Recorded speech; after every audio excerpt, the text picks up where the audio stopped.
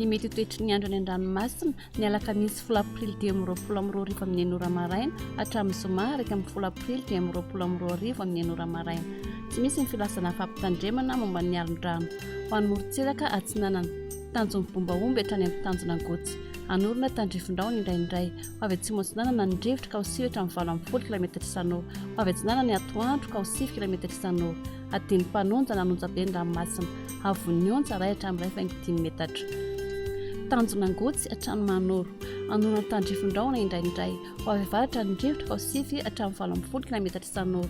Hatratra 20 km isan'ora indraindray. Adiny mpanonja nanonja be ny ranomasina. Havon'ny onja 1 metatra. Hatratra 1.5 metatra any atsimo Toamasina. Manoro hatrany Tolanaro. Anorona tandrifon-drano ny maraina. Ho avy avaratra ndrefana ny drivotra ka ho 7 hatramin'ny 20 km isan'ora any avaratry Manakara. Ho avy atsimo atsinanana natsalona kosa izany any Akafa ka ho 7 km isan'ora. Ho avy avaratra kosa ny drivotra amin'ny morontsiraka rehetra amin'ny farany fepitaona ka ho 7 hatramin'ny 20 km isan'ora. Anonja be ny ranomasina. Havon'ny onja 1.5 hatramin'ny 2 metatra. Tolanaro hatrany amin'ny tanjona vohimena. Mety hisy orana tandrifon-drano vitsy ny alina. Miovaova amin'ny fitsokan'ny drivotra ka ho 7 km isan'ora. Anonja be ny ranomasina. Havon'ny onja 2 metatra. Ho an'ny morontsiraka andrefana. Tanjona vohimena hatrany amin'ny tanjona ankapo. Mety hisy orana tandrifon-drano vitsy ny alina.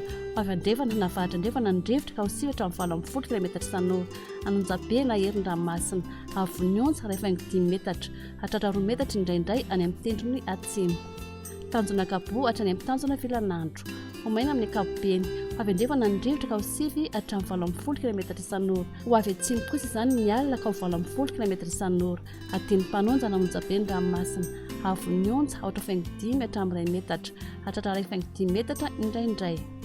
Tanjona filanandro hatrany Analalava. Omaina amin'ny ankapobeny. Ho avy atsimo andrefana ny drivotra ny maraina ka ho 7 hatramin'ny 20 km isan'ora. Ho avy andrefana koa izany ny atoandro ka ho 7 hatramin'ny 20 km isan'ora. Otonina adiny mpanonja ny ranomasina. Havon'ny onja 8.2 hatramin'ny 8.5 metatra. Hatratra 1 metatra indraindray.